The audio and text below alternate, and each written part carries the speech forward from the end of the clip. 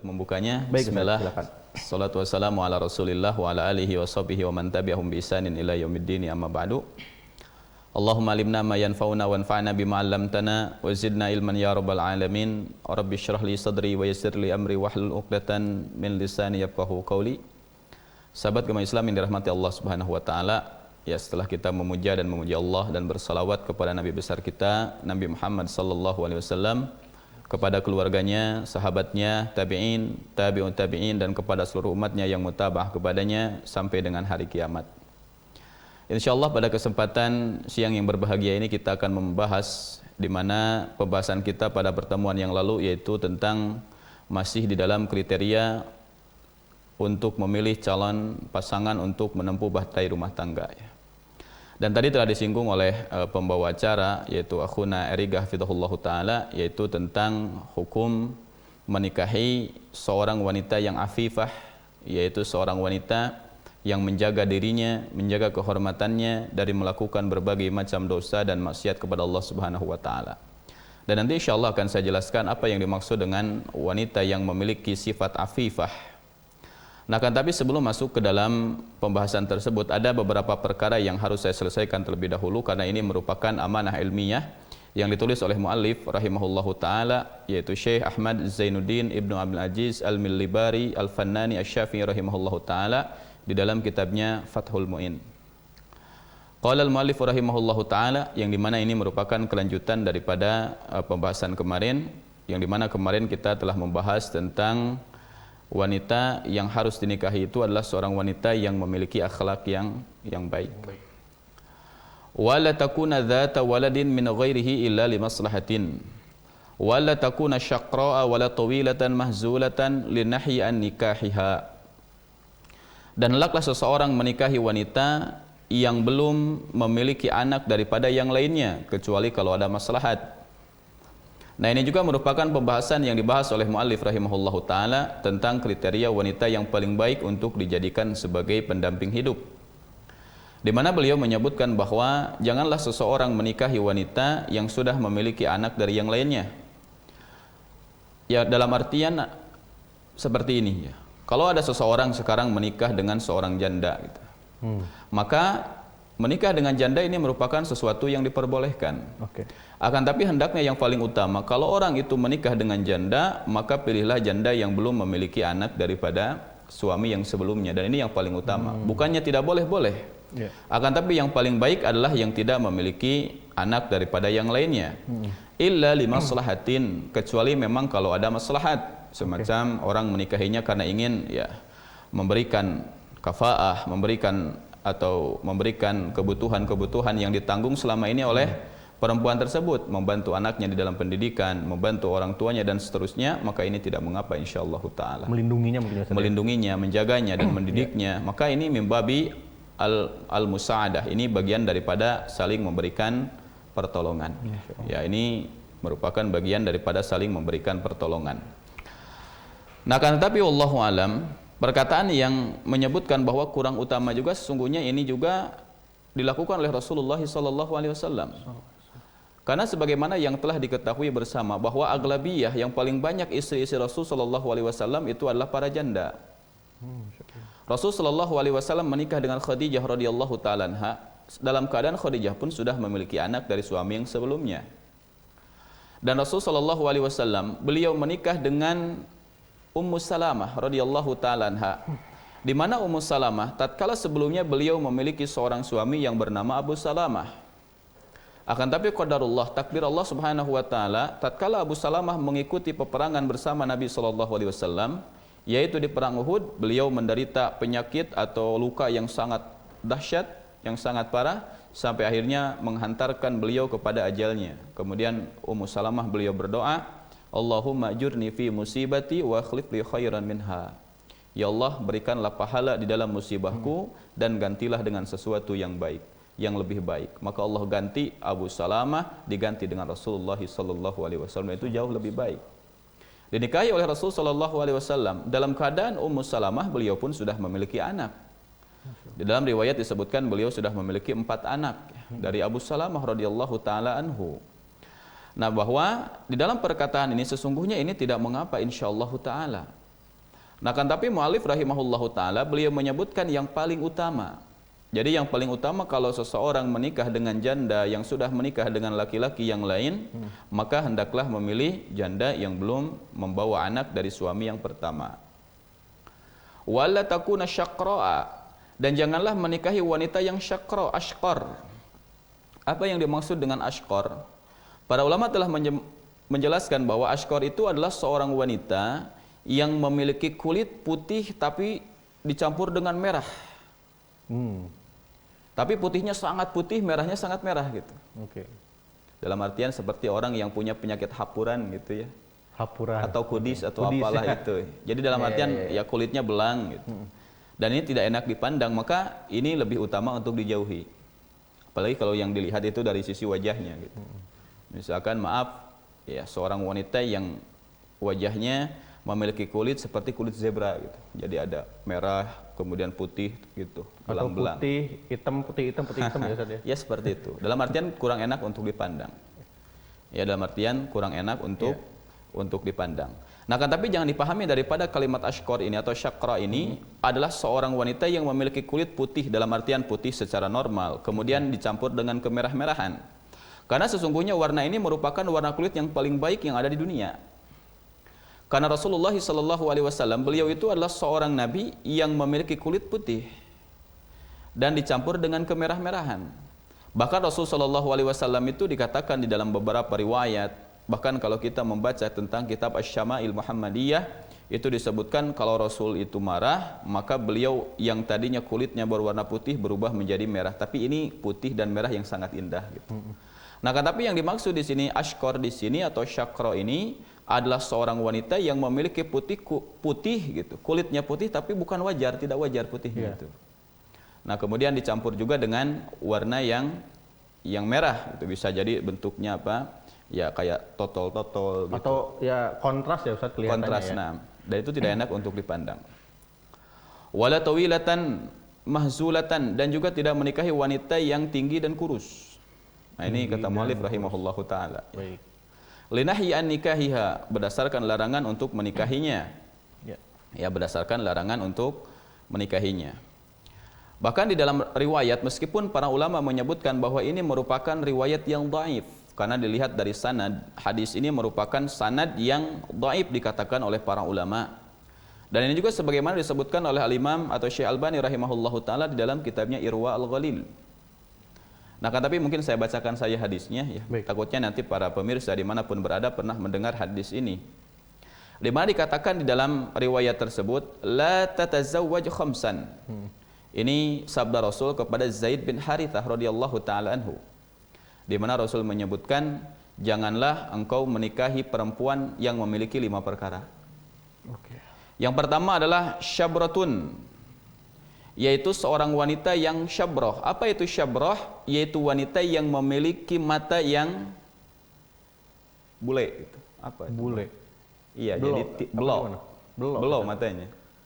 Jadi tidak hitam. Gitu. Karena mata yang paling baik itu adalah mata yang putihnya sangat putih, hitamnya sangat hitam. Tapi ini biru gitu, atau belok lah.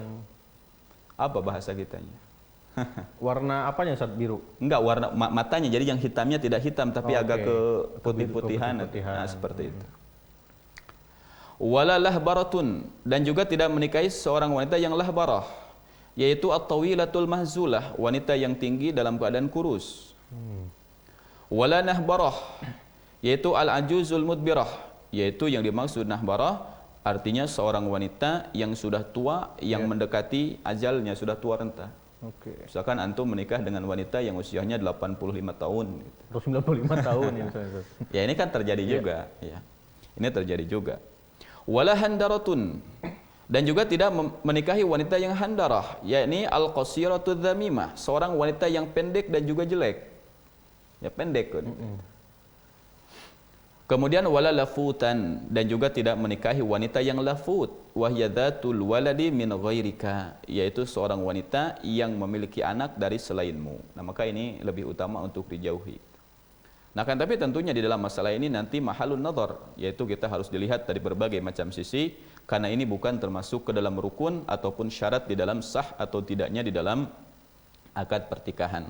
Akan tapi kembali, ya saya ingatkan kepada seluruh pemirsa dimanapun berada, bahwa apa yang disebutkan oleh muallif rahimahullahu ta'ala ini merupakan pasangan atau calon pasangan yang paling ideal. Meskipun nanti di dalam prakteknya sulit sekali kita untuk mendapatkan wanita yang di dalamnya terdapat sifat-sifat yang sempurna, itu sulit. Jadi rekomendasi dari penulisnya ini gitu merupakan rekomendasi dari penulis rahimahullahu taala berdasarkan apa yang beliau ketahui dari berbagai macam fikih yang telah dibahas oleh para ulama, seperti itu. Wa qala al-muallif rahimahullahu taala wa mahallu ri'ayati jami'i ma marra haitsu lam tatawaqqaf al-'iffatu ala ghairi muttasifatin biha wa illa fahiya aula. Qala syekhuna fi syarhil minhaj walau ta'aradat tilka sifat falladhi yadharu annahu yuqaddamu dini mutlaqan thumma al-aqlu wa husnul khuluqi thumma al-wiladatu thumma an-nasabu thumma al-baqaratu thumma al-jamalu thumma al-maslahatu fihi adharu bihasabi ijtihadihi. Nah, kan tapi bagaimana kalau seseorang itu tatkala dia mau memilih calon pasangannya, melihat dari sifat-sifat yang disebutkan tadi itu tidak ada di dalam diri seorang wanita, tidak terkumpul. Yang ada hanya satu atau dua. Maka mu'alif rahimahullahu ta'ala beliau menyebutkan, dan apa yang disebutkan tadi berupa misalkan memilih wanita yang tidak kurus tinggi, yang tidak memiliki yang tidak memiliki anak dari yang lainnya dan seterusnya yang disebutkan oleh mu'alif rahimahullahu ta'ala, ini berlaku bagi seorang wanita yang tidak memiliki sifat iffah. Kalau wanita itu memiliki sifat iffah tapi tidak terkumpul apa yang telah disebutkan, maka dahulukanlah seorang wanita yang memiliki sifat iffah. Ini kembali kepada ini. Apa yang dimaksud dengan seorang wanita yang memiliki sifat iffah? Iffah itu sebagaimana dijelaskan oleh para ulama adalah seorang wanita yang mampu menjaga dirinya dari melakukan dosa-dosa besar atau terus-terusan melakukan dosa kecil. Karena memang yang namanya manusia itu tidak ada yang terlepas daripada dosa. Akan tapi seorang wanita yang afifah, seorang wanita yang mampu menjaga dirinya, yang dimana dia tidak melakukan dosa-dosa besar, dan salah satu dosa besar yang dia jauhi adalah dosa zina. Jadi wanita ini adalah wanita yang mampu menjaga harga diri dan kehormatannya. Dia tidak melakukan perzinahan. Kemudian selain daripada itu, dia pun mampu untuk menjaga dirinya daripada melakukan berbagai macam dosa-dosa kecil. Karena akh Eriga dan pemirsa yang dirahmati Allah Subhanahu wa taala, terkadang ada wanita, ada seorang yang dia mampu menjauhi dosa besar, tapi dosa kecil terus dijalankan. Meskipun sembunyi-sembunyi, Ustaz. Meskipun sembunyi-sembunyi.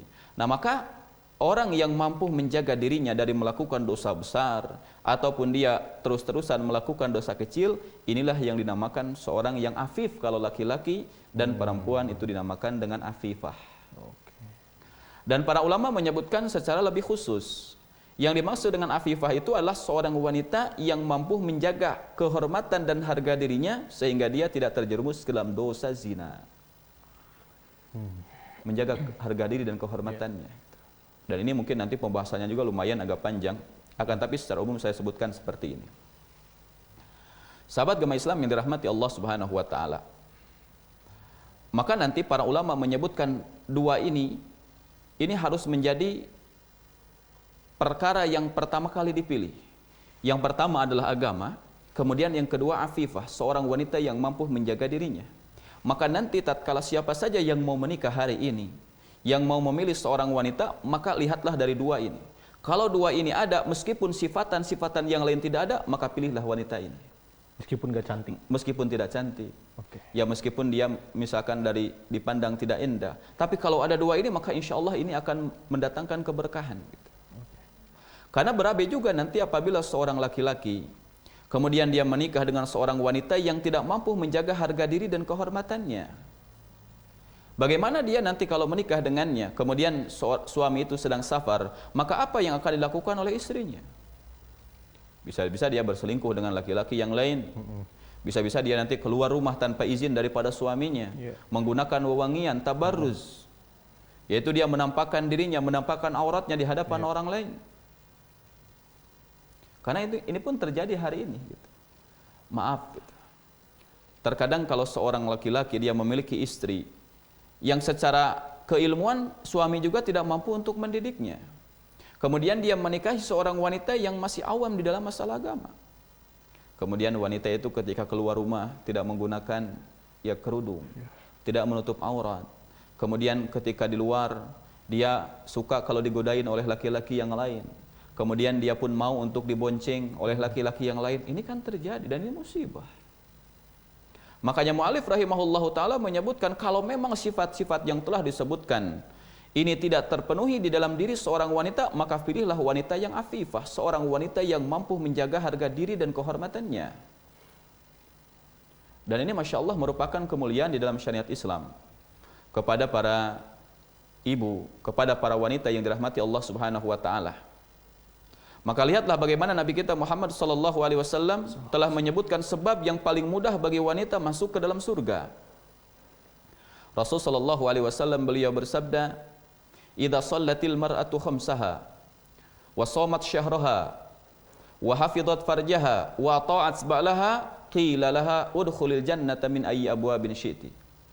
Apabila seorang wanita mampu untuk melaksanakan salat yang 5 waktu, kemudian saum di bulan Ramadan, kemudian dia mampu menjaga harga dirinya, tidak melakukan zina, kemudian dia taat kepada suaminya, maka nanti di hari kiamat akan dikatakan kepada wanita tersebut, masuklah engkau ke dalam surga dari pintu mana saja yang kau inginkan. Dari 4 perkara ini disebutkan oleh Rasulullah SAW, ternyata seorang wanita yang berhak masuk ke dalam surga adalah seorang wanita yang mampu menjaga harga diri dan kehormatannya, tidak terjerumus ke dalam zina. Dan ini pun musibah, ya hari ini kita lihat. Perkara apa yang paling banyak terjadi perceraian di antara orang yang sudah berumah tangga? Salah satunya terjadinya perselingkuhan. Dan mungkin mimbabil mithal ya sebagian daripada contoh. Kalau saya tanya sama Akh Eriga atau siapapun yang mendengarkan dan menyaksikan pada kesempatan siang ini, ada seorang suami, dia memiliki istri yang sangat cantik, Masya Allah, cantik. Kemudian kaya, kemudian memiliki akal yang baik, cerdas dia. Kemudian darah biru dia. Tapi dia memiliki kekurangan. Apa kekurangannya? Dia merupakan wanita yang tidak tahan kalau digoda laki-laki yang lain. Dia adalah seorang wanita yang suka berselingkuh. Dia adalah seorang wanita yang apabila suaminya pergi dari rumah, maka dia akan membawa laki-laki yang lain. Apa yang akan dirasakan oleh suami? Kenikmatan cantik, harta, dan tidak nikmat lagi. Ustaz. Tidak nikmat lagi, sahih. Tidak nikmat lagi. Makanya di sini disebutkan kalau seandainya sifatan-sifatan yang telah disebutkan terdahulu itu tidak dapat terpenuhi di dalam diri seorang wanita, maka pilihlah wanita yang afifah, yaitu seorang wanita yang menjaga dirinya dari melakukan dosa-dosa besar atau terus-terusan melakukan dosa-dosa kecil. Lihat di dalam Al-Quran, Allah Subhanahu wa Ta'ala menyebutkan misalkan di dalam surat Al-Maidah, ketika Allah Subhanahu wa Ta'ala memberikan perkara-perkara yang dihalalkan untuk dimakan kepada orang-orang yang beriman dan wanita-wanita yang halal untuk dinikahi. Allah Subhanahu wa Ta'ala berfirman, "A'udzu billahi minasyaitonir rajim. Al-yauma uhilla lakumut thayyibat wa ta'amul ladzina utul kitaba hillul lakum wa ta'amukum hillul lahun. Wal muhsanatu minal mu'minat wal muhsanatu minal ladzina utul kitaba min qablikum." Pada hari ini kata Allah Subhanahu wa Ta'ala, telah aku halalkan bagi kalian at-thayyibat, perkara-perkara yang baik. Dan makanan orang-orang yang diberikan Alkitab kepada mereka, yaitu orang Yahudi dan Nasrani, halal bagi kalian, dan makanan kalian pun halal bagi mereka. Dan al-muhsanat, seorang wanita yang muhsanat, yaitu seorang wanita yang mampu menjaga dirinya, menjaga harga dirinya, tidak melakukan perzinahan, minal mu'minat, dari kalangan orang-orang yang beriman.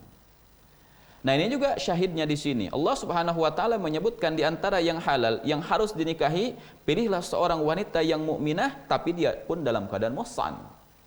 Muhsan itu artinya seorang wanita yang mampu menjaga dirinya untuk tidak melakukan perzinahan, atau di dalam perkataan mu'alif rahimahullahu ta'ala, beliau menyebutkan tentang afifah, yaitu seorang wanita yang mampu menjaga dirinya sehingga tidak terjerumus ke dalam dosa zina.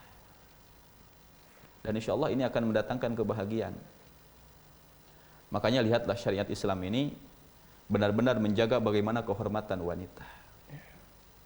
Dari mulai seorang wanita yang paling baik tinggal di rumah. Kenapa? Karena kalau wanita terlalu banyak keluar rumah akan timbul berbagai macam fitnah. Kalau seorang wanita keluar dari rumah karena ada hajat atau kebutuhan, maka seorang wanita jangan menggunakan wewangian dan tidak boleh berdandan. Tidak boleh tabarruj. Apalagi sampai dia membuka-buka auratnya. Kalau berjalan, lihat cara jalannya. Kalau berbicara, lihat cara bicaranya. Kenapa demikian? Karena jangan sampai termasuk dalam seorang wanita yang tidak muhsan atau seorang wanita yang tidak afifah, yang lebih cenderung, yang lebih dekat dirinya kepada berbagai macam pintu-pintu perzinahan.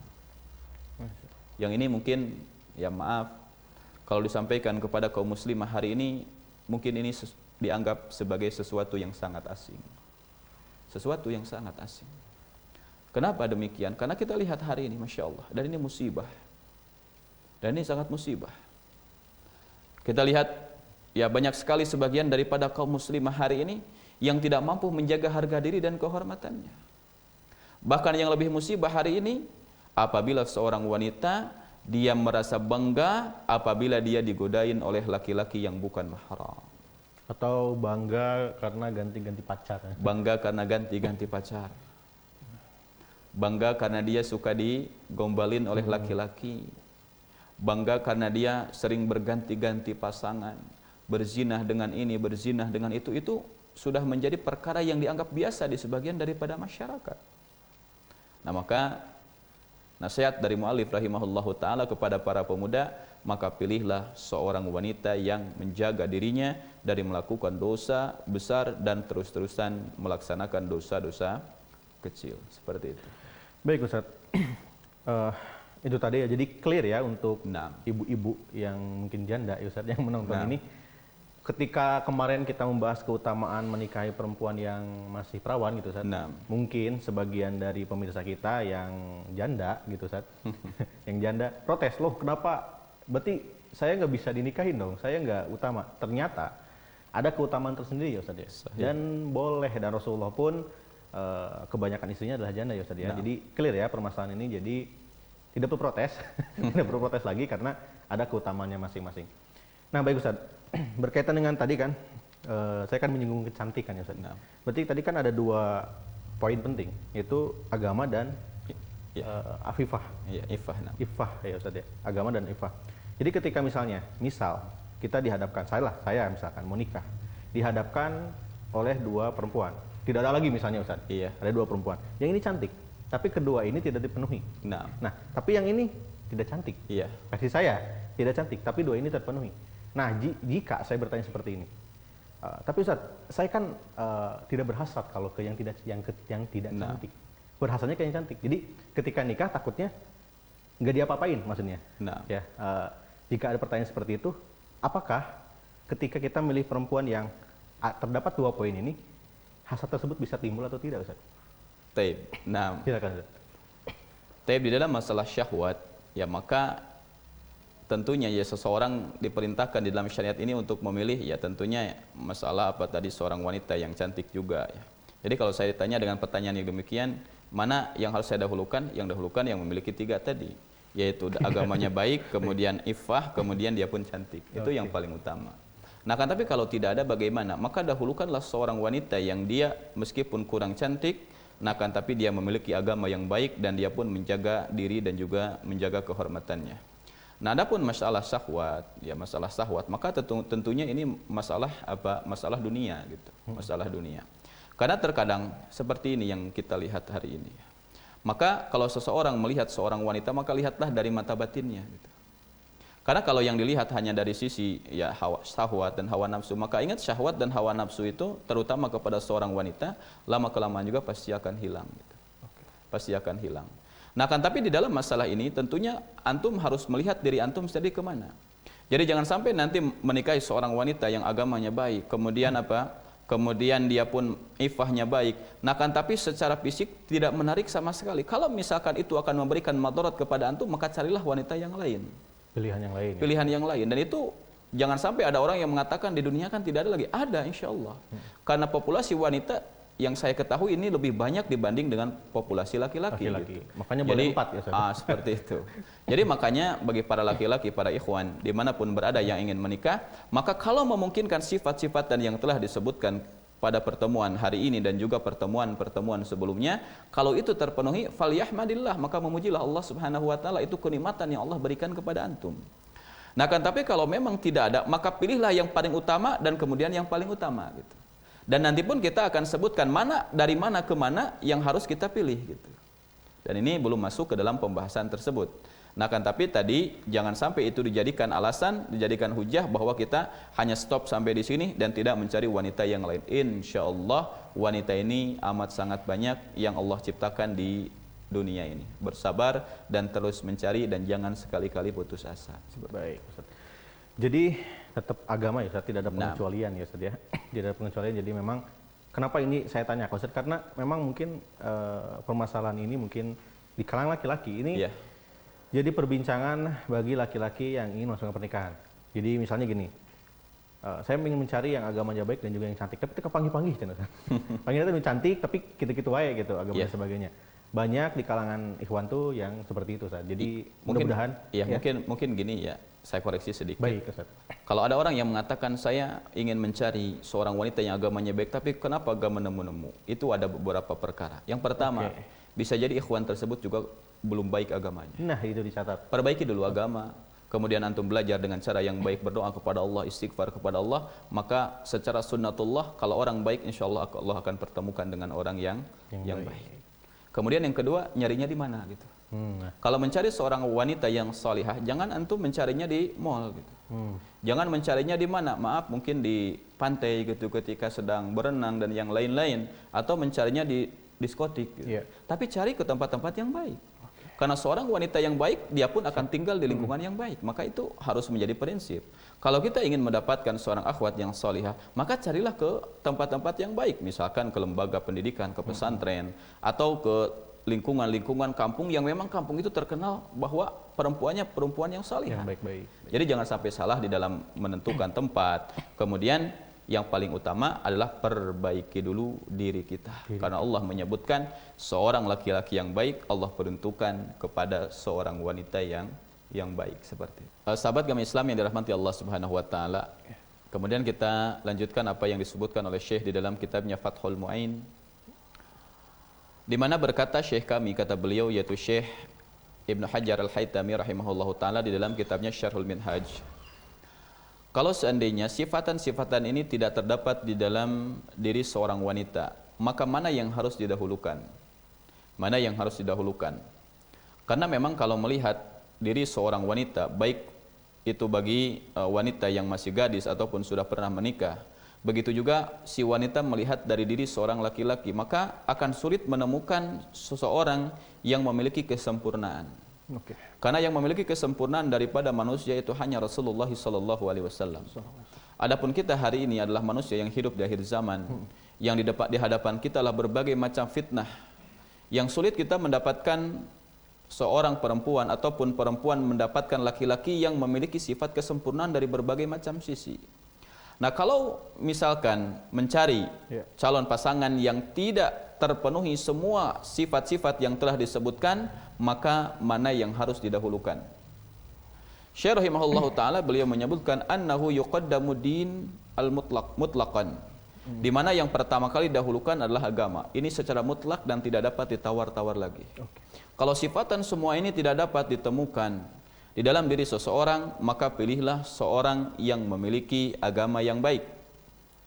Kemudian yang kedua adalah al-aqlu. Kemudian setelah agama, lihat dari sisi akal. Ini menurut Syekh rahimahullahu taala di dalam kitab Fathul Mu'in. Kemudian husnul khuluq. Kemudian yang ketiga adalah seorang wanita yang memiliki akhlak yang baik. Jadi yang pertama adalah agama, kemudian yang kedua akal, ketiga adalah akhlak. Kemudian yang keempat al-wiladah, yang keempat adalah keturunannya yang banyak. Ya, kemudian yang kelima adalah nasab, yaitu jalur keturunan. Kemudian yang keempat adalah al-baqarah, keperawanan. Kemudian yang ketujuh al-jamal. Kemudian yang ketujuh adalah cantik, elok dari sisi wajahnya. Kemudian selanjutnya adalah maslahat yang paling dibutuhkan oleh orang tersebut, silahkan dipilih. Jadi Yang lainnya itu hanya sebagai bonus. Jadi Skala boleh memilih prioritas, manapun yang ada yang dia inginkan. Akan tapi ini yang disebutkan oleh Syekh rahimahullahu taala di dalam kitabnya Fathul Mu'in. Nah, kemudian disebutkan juga oleh Syekh Ibnu Hajar Al-Haytami rahimahullahu taala di dalam kitabnya Syarhu Al-Irsyad, di mana beliau menyebutkan yang pertama kali yang harus dipilih adalah ad-din, yaitu agama. Kemudian yang kedua adalah al-iffatu, yaitu iffah, seorang wanita yang mampu menjaga dirinya dari berbagai macam perbuatan-perbuatan dosa besar ataupun melanggengkan dosa-dosa kecil. Kemudian yang ketiga baru nasal, yaitu keturunannya, banyak atau sedikit anaknya. Kemudian yang keempat al-aqlu, akal. Kemudian setelahnya dia memilih mana yang lebih dia prioritaskan, yang lebih dia butuhkan. Nah, kan tapi yang dua ini senantiasa harus ada. Yang pertama adalah agama, kemudian yang kedua adalah iffah. Kemudian jalur keturunan atau maaf nasab, dia memiliki sedikit atau banyak keturunannya nanti. Kemudian akalnya, kemudian selanjutnya dia memilih mana yang lebih dia butuhkan. Seperti itu. Jadi itu tadi skala prioritas ya, Ustaz? Skala prioritasnya. Ketika mungkin di awal pembahasan sebagian dari pemirsa mungkin bingung, Ustaz. Nah, pembahasan di awal ini wanita yang seperti ini yang harus diutamakan. Ternyata agama lagi. Tapi ternyata memang yang saya simak, Ustaz, di pembahasan itu agama lagi sebenarnya dari awal juga, Ustaz. Karena memang agama ini mutlak, sifatnya tidak bisa ditawar-tawar lagi. Kalau yang selanjutnya semacam misalkan keturunan, akal, maka ini merupakan sesuatu yang utama, tidak wajib. Tapi agama ini merupakan suatu keharusan yang harus didahulukan di atas segala perkara. Jadi kalau seseorang sekarang dihadapkan dengan dua orang wanita yang qadarullah tidak lagi wanita yang lain. Yang satu seorang wanita yang cantik tapi tidak memiliki agama. Yang kedua adalah seorang wanita yang biasa-biasa saja tapi agamanya baik. Dahulukan yang kedua. Seorang wanita yang memiliki agama yang baik meskipun secara wajah itu kurang menarik. Atau mungkin seperti ini keadaannya. Seorang laki-laki dihadapkan dengan dua orang wanita. Yang satu wanita ini gadis, yang satu janda. Secara hukum asal bahwa menikahi gadis jauh lebih utama. Tapi dia lihat yang gadis ini agamanya kurang baik. Kemudian yang janda ini Masya Allah agamanya luar biasa, maka pilih yang kedua. Memilih seorang wanita yang janda akan tapi dia memiliki kadar agama yang baik. Jadi dari semua sifat yang telah disebutkan oleh muallif rahimahullahu taala, kalau tidak memungkinkan terkumpul semuanya, maka yang prioritas adalah agama, kemudian iffah, kemudian jalur keturunan atau nasal, kemudian akal, kemudian selanjutnya dan selanjutnya sesuai dengan apa yang dia butuhkan. Karena kalau hari ini Akh Eriga dan juga sahabat agama Islam yang dirahmati Allah Subhanahu wa taala, kalau kita mendapatkan istri agamanya baik, iffah, cantik, 3 saja sudah bersyukur, alhamdulillah. Meskipun dia mungkin bukan dari orang kaya, meskipun dia mungkin bukan dari darah biru, tapi kalau sudah 3 aja sudah alhamdulillah gitu hari ini. Apalagi kalau memungkinkan semuanya, tapi ini sulit hari ini kita dapatkan. Pernah nggak antum misalkan melihat hari ini ada wanita yang Masya Allah, dia sempurna dari berbagai macam sisi. Mungkin ada, tapi itu sedikit. Dan kita pun harus melihat diri kita ini siapa gitu. Melihat diri kita ini siapa. Kadang-kadang kan memang seperti itu. Ada orang yang hari ini mentargetkan dia mendapatkan perempuan yang sempurna, tapi dia tidak mengacak dirinya sendiri, sehingga dia akhirnya nggak nikah dia.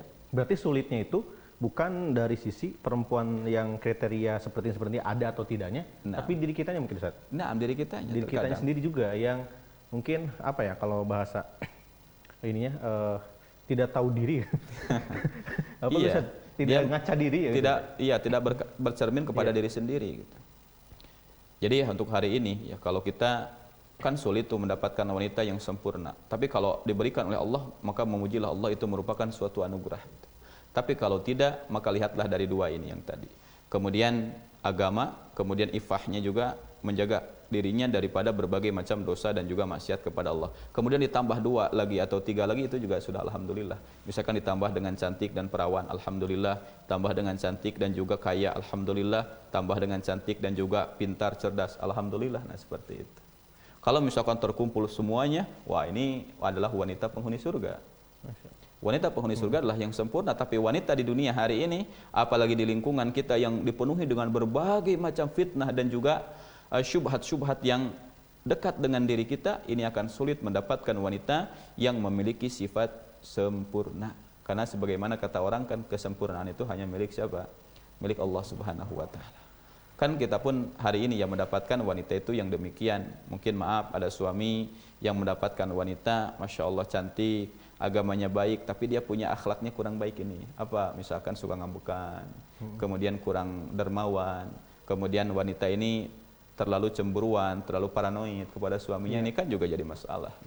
Nah kan tapi memilih wanita yang sempurna dari berbagai macam sisi ini sulit, akan tapi kewajiban suami nanti tatkala sudah menikah, maka kewajiban dia adalah memperbaiki istrinya dengan cara mendidiknya dan memberikan tarbiyah kepada istrinya, sehingga nanti istrinya akan menjadi seorang istri yang salihah, yang taat dan juga patuh terhadap apa yang diperintahkan oleh suaminya dan juga takut kepada Allah Subhanahu wa taala.